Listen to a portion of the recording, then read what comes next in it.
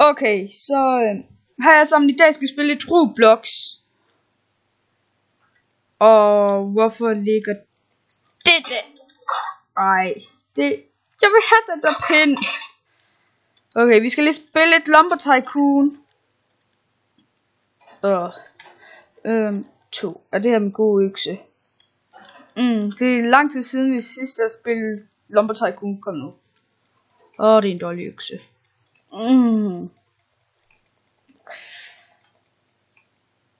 Sådan. Så skal mit lille stykke træ bare op i min bil.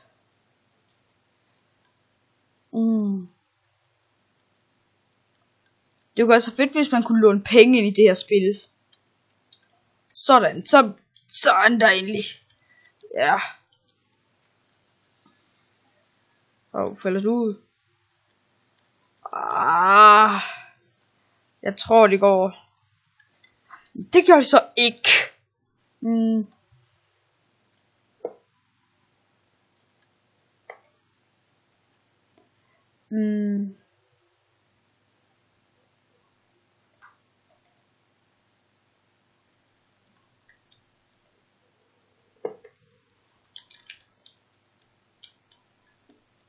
Så skal det hakkes i stykker.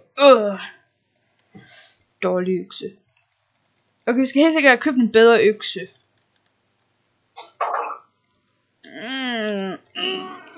Hvorfor kan jeg ikke hakke der? Ja, sådan. Altså, jeg er virkelig stærk. Jeg kan fjerne et træ bare med hænderne.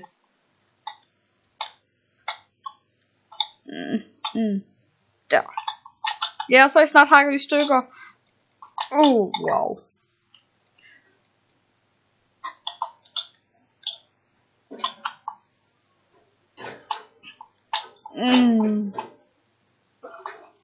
Kom nu op i mit dumme led. Hvor vildt.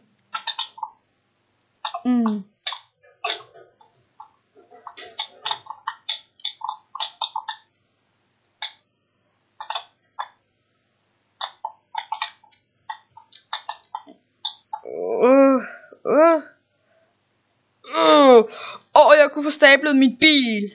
Var det fedt. Så lad os gå hen og sælge alt det. Wow. Okay, det er en ret fed base. Okay, den skal vi da lige til at gå ud.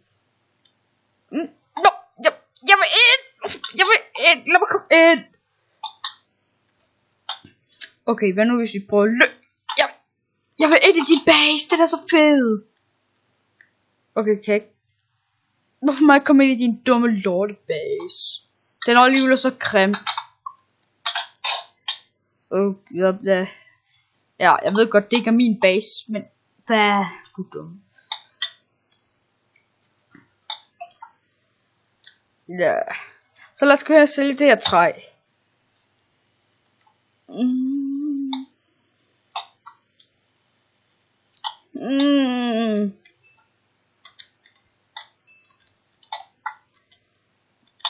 Okay, den skal bare ind.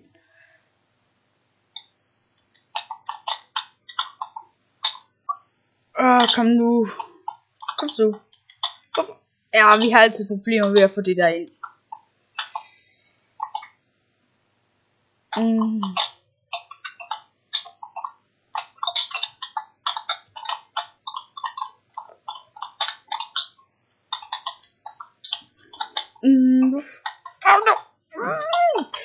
Ja, tak. Ja, vi har 79 kroner. Lad være at tage min bil.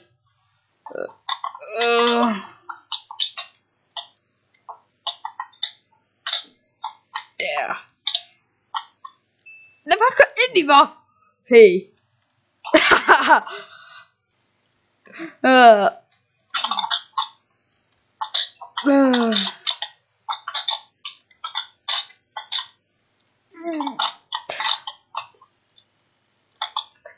Farvel. Okay, nu kommer jeg ind i det her space, jeg vil ind i den. Nej, hvorfor kan jeg ikke komme ind? Lad mig nu bare komme ind. Nej. Jeg giver ikke op. Nej, kom nu. Du. Men nu hvis vi tager bilen og prøver. Okay, så skal der bare gas på. Og køre! Hey, du står i vejen. Hjerter. Vi skal ind.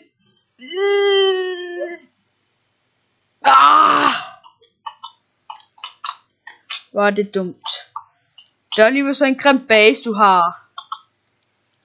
Hey, hvad nu hvis vi gør? Sådan. Der. Kom nu. Han har jo en kæmpe sav. Han var en motherfucker stor sav. Og ja, nu det der træ sgu mit. Det kan jeg godt tage. Haha. Jeg tager et dumt træ.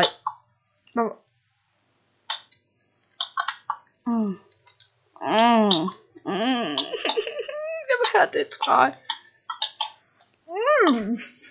Okay, nu er det mit træ. Hvorfor? Jo, man kan godt. Jeg kan ikke køre. Kan du ikke have dit træ? Jeg er så beskæret. Nej. Kom, nej. Seriøst, hvordan kan du sidde fast?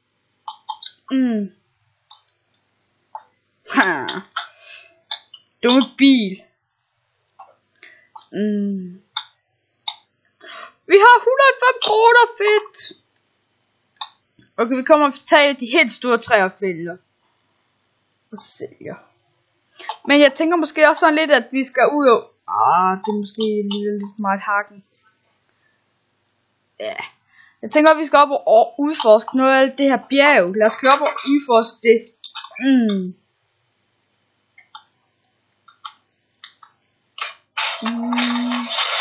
Er det sand? Jeg tror, vi kører på sand.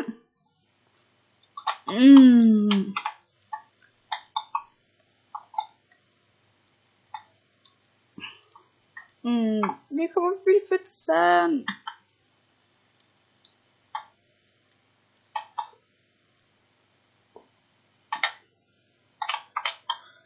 Og der er også et andet. Hej med dig. Du kører en forkert. Du kører en forkert side af vejen. Ja. Det var også din egen skyld. Nu faldt alt dit brand ud. Jeg tror faktisk det der.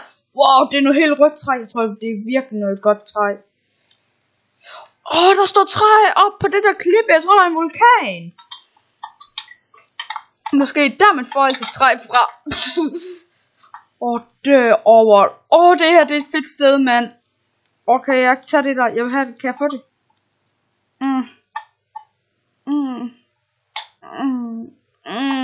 Det kan jeg ikke. Okay. Wow. Okay, så lad os prøve at køre. Det er en vulkan, hvor fedt! Ja!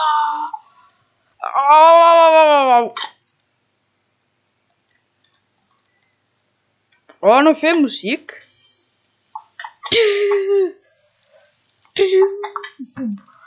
Fuck, der er noget vildt fedt musik inde i vulkanen. Lad være. Hvad var det? Lad være at trille sten ned i hovedet på mig. Lad være at trille sten ned i hovedet på mig, ikke? Okay, til jer, der spiller Roblox. Hvis I kører op i vulkan, så hold jer ude i siden. Ellers bliver jeg kørt ind af et kæmpe lortesten. Vi kommer op til det røde træ. Hvor er det fedt, mand. Vi er oppe på toppen af vulkanen. Prøv lige se. Okay. Nej, der kommer en bil herop. Det må den ikke. Så tager de alt for skønne, fine træ. Det er godt nok godt, at man kører herop. Okay, det er noget træ, der er hårdt at fælde. Hvorfor? Kom nu, kom så. Okay, det kommer nok til at tage rigtig lang tid. Så jeg fælder i det her træ, og så ses vi lige om lidt. Hej alle sammen, velkommen tilbage. Derfor kom der op ned i vulkanen. Så det er fucking træls. Nu bliver jeg nødt. Nu er det tredje gang, jeg har betalt 8 kroner for at få mine for at få min bil tilbage, på grund af at jeg røg helt ned i vulkanen, så døde jeg, så blev jeg kvastet af sten. Så nu skal vi simpelthen til at op igen. Ej, vi havde 109 kroner før, nu har vi kun 89. Okay, det er sådan nogle virkelig onde priser, spillet har. Det er rigtig onde. 8 kroner for at få sit bil tilbage. Jeg vil holde på en vulkan. Og man er død. Det er træls. Det er rigtig træls. Men lad os se. Jeg kan overhale ham. Jeg ved dig. Wow. Du går klar over dig der i VB-land. Vi kan race lige nu så. Ja, du taber. Du er død. Nej, fuck det lækker. Wow. Jeg tror der er en der har ret dårligt net, siden det lagger sådan. Hvis man stiller online, og så er en der har dårligt net, kan godt gøre sådan, at det generer alle. Det er træls.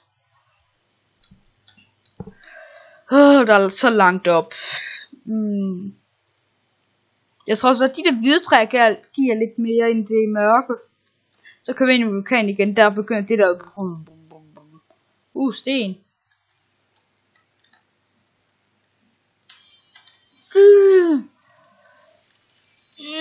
Det er lige mere med så igennem her. Sådan. Så klarede vi det sgu.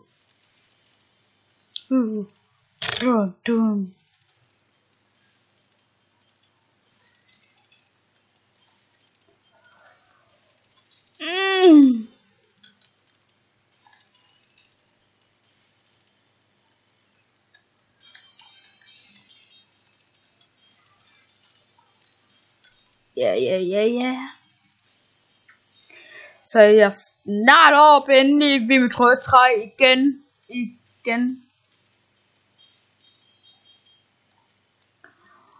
Fuck, prøv at se hvor lidt liv jeg har.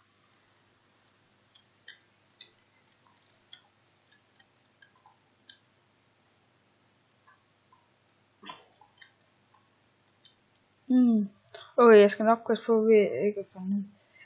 Altså, jeg tror faktisk bare vi kører ned af der.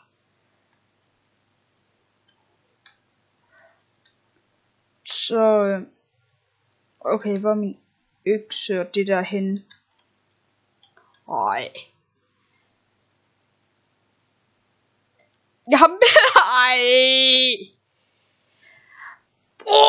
hvor er det bare træls, jeg har mistet min økse. Mand. Det er ikke særlig fedt. Det er faktisk... Ej. Kom så. Hvorfor kan jeg ikke bære det her dumme træ? Jeg skal kunne... Hvad nu, så kører ind i det? Ja? Vi kører ind i det, så vælter vi det ned, og så når vi kommer ned, så køber vi en øk.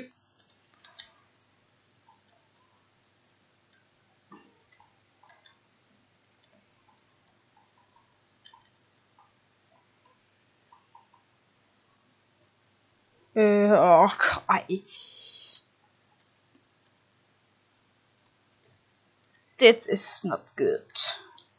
Så hold dog. Fucking.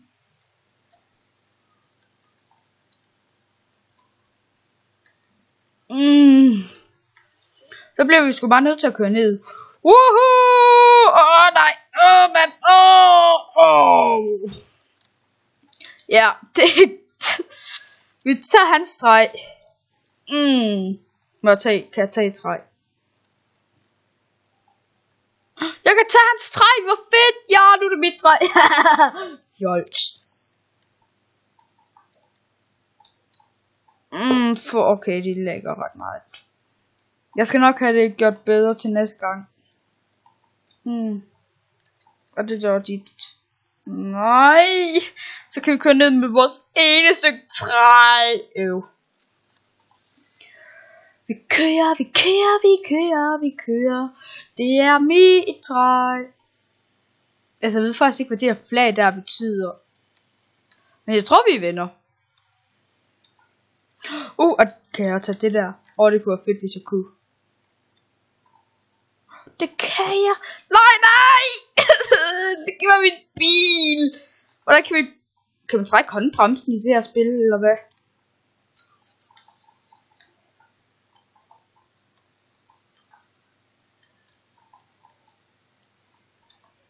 Ja, du må gerne sidde på passagersædet. Men så kører vi. Ej, så tabte vi det. Perfekt.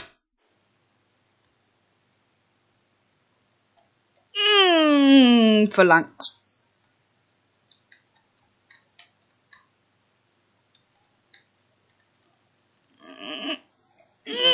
Perfekt.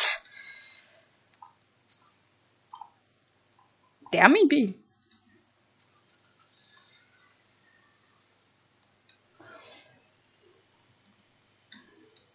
Jeg er spændt på, om jeg får bare kassen for det her træ, eller om det ikke er det værd. Det finder vi ud af om 5, 4, 3, 2, 2, 2,5, 2 lidt mere end halv, 2 en kvart, 2 en 80, 1 og 1 en halv, 1 en 2 og så 1, 2, 3. Okay, vi får finder ud af det om 4 sekunder. 1. Okay, måske lidt mere end 4. Hvis det så hele tiden skal drille.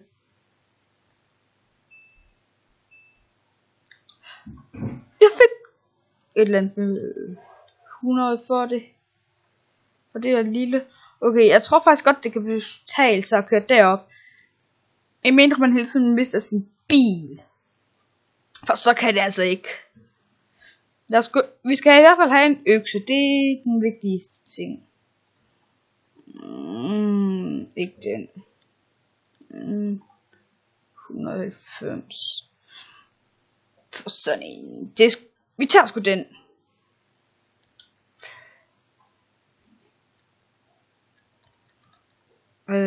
Værsgo. Chat med ham. Lige knap 200. Yes. Thank you. Hvor en fed. Du skal hakkes i små stykker. Hvorfor kan man ikke dræbe hinanden? Giv mig et lift. Giv mig et lift op på toppen af vulkanen. Jeg skal lige ud og op.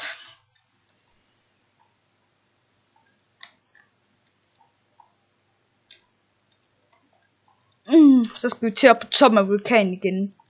Og nu skal jeg nok love, at vi lader være at miste min bil 3 gange. Eller 4 gange, jeg kan ikke huske hvad det var.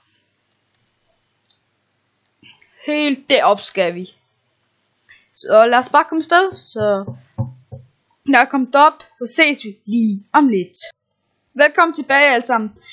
Jeg var op, min bil gik i stykker, der var ham der idioten, han tog alle mine ting, og så kunne jeg ikke tage ham tilbage. Jeg hader ham. Ham der ved et eller andet. Men jeg tror vi lader være at køre op på vulkanen. Jeg tror bare vi holder os til de her bruntræer, fælder lidt flere. Det går ikke. Jeg tror det kan ikke svare sig at tage op på vulkanen. Især ikke når, hvis man hele tiden mister sine biler. Det er træls. Så vi hakker lidt brunt træ. Ja, det går der fremad.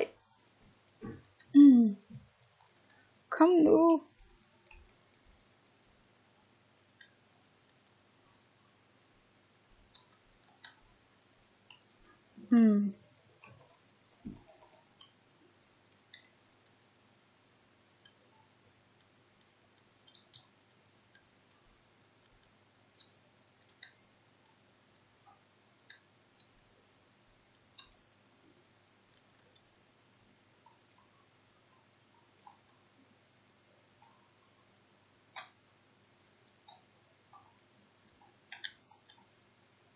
Kom nu.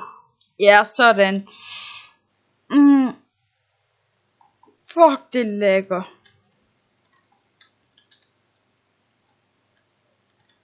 Måske hvis vi gør sådan her, så tror jeg godt vi kan få den ind. Kom nu.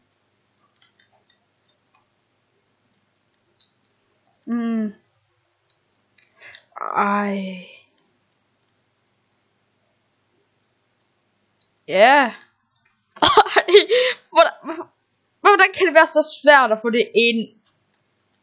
Tak. Jeg er ikke ham, der har mindst penge i spillet. Det var lige for fedt.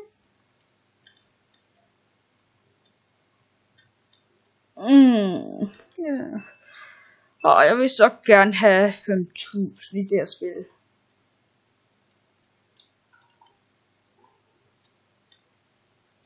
Kom nu ind. Sådan.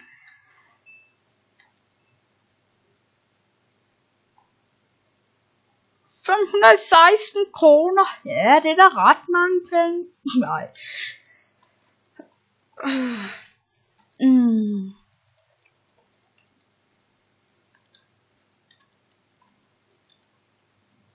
Kom så.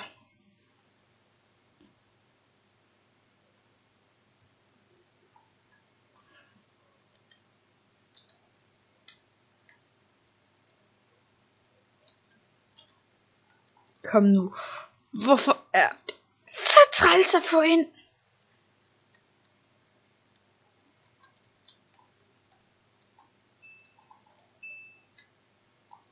Ej, så sidder den fast der. Fedt. Kom, hvorfor? Sådan.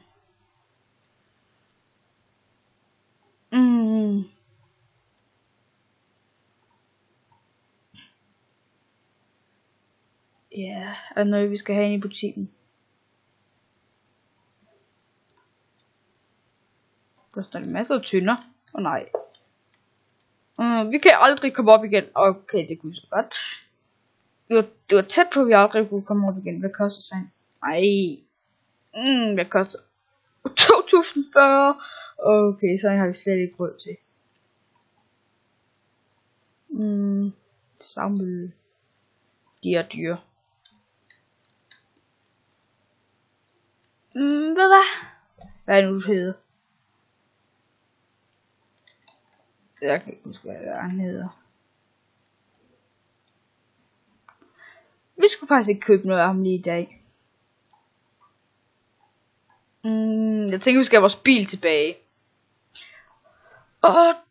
Nej, så har vi kun 560 tilbage. Når jeg får min bil tilbage.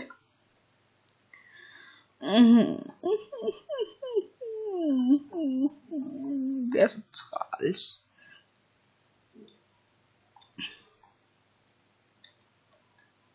Se, 8 euro. Eller hvad det er, $1, jeg ved det ikke. For at få sin egen bil tilbage. Bare fordi den holder på en vulkan.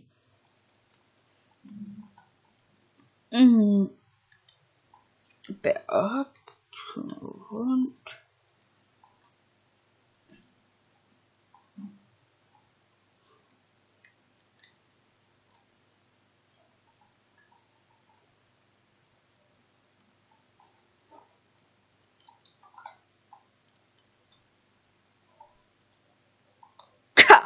Kom nu op i min bil. Hvorfor gider du ikke? Så kan vi da bare til pindemad. Okay, hakker jeg hovedet. Ja. Jeg tror jeg hakkede bilen.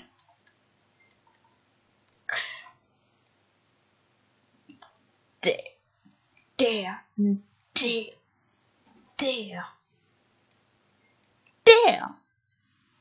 Og så. Og der.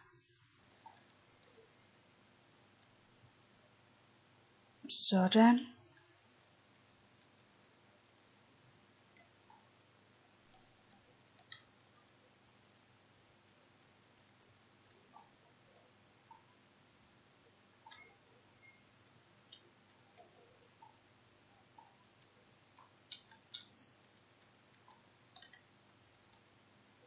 Jeg ved slet ikke, hvad det her egentlig gør. For det. Kom nu ind. Gah! Jeg tror faktisk, at det er lige meget, at man bruger det her. Jeg tror faktisk ikke, det betyder noget. Jeg tror heller ikke, man får flere penge for at komme ind i sin savmølle. Det kan vi finde ud af. Det var sådan. Det var de der fjern der. Rødt træ, jeg vil have det. Jeg vil have det. Kom med det. Jeg vil have det. Jeg vil have det. Jeg vil have det. Nej. Hvorfor kan man ikke tage... Altså, det kunne godt, hvis man kunne tage andre folks træ. Det kunne altså virkelig være fedt.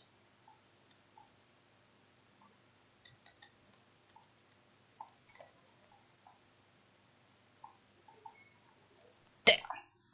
Oh.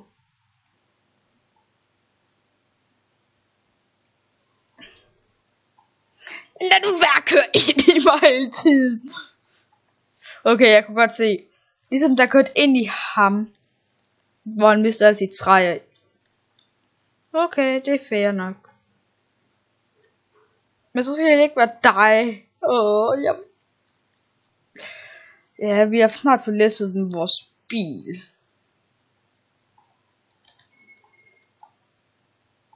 Der.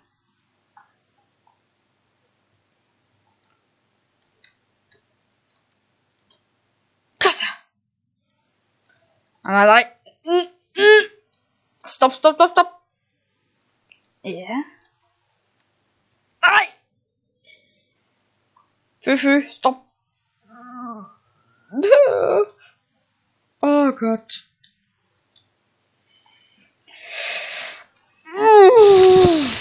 Kom. Fjern det fra min træ. Dygtig dig. Du kan ikke tage mit træ. Det er mit. Haha. Det er mit træ. Du kan ikke tage det. Kom. Ja. Du kan heller ikke tage min bil. Så skal det om at sælge alt det her træ.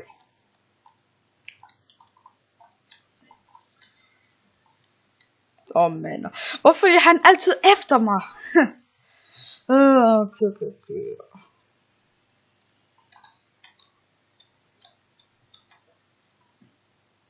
Og hvem er det, der har spærret automaten af med sit røde træ? Helt ærligt. Så tager vi bare en anden her. Se lige her. Ja, okay. Jeg er virkelig dårlig. Når der findes en eller anden meget nemmere måde at få alt det her træ ind på. Så kan du væk. Hvad nu hvis man gør? Så. Okay. Hvad skete der? Nej, lad være. Stop. Ja. Nej, lad være bare at køre frem. Okay, nej. Hvordan kan folk bare sidde i bilen og læse træ af? Det kan jeg ikke forstå.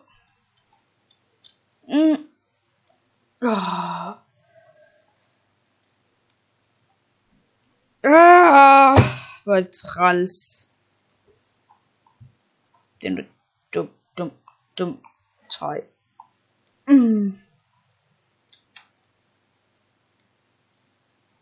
Kom nu. Ja. Kom så ind. Kan du ikke lige skride lidt med dig? Nej.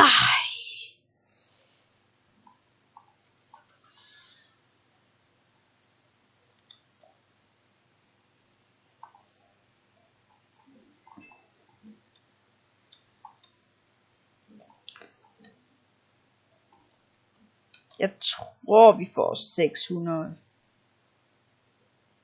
i dag, før afsnittet stopper.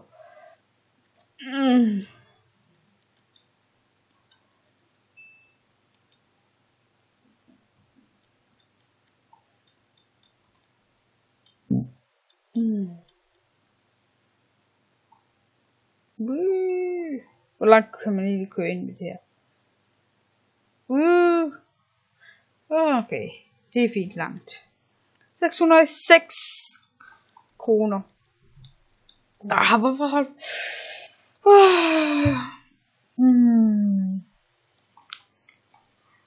Okay, hvad kan man for 606? Hvordan kan jeg bygge så meget? Jeg vil også have bygget så meget. Og der er kun 400, hihi. Ski. Wow. Og så har hun bygget halvtager over der. Det er for vildt. Og så har jeg hendes things der. Og og det er fedt. Og så er der et lille spisebord der. Okay, hvordan kan hun have bygget alt det her?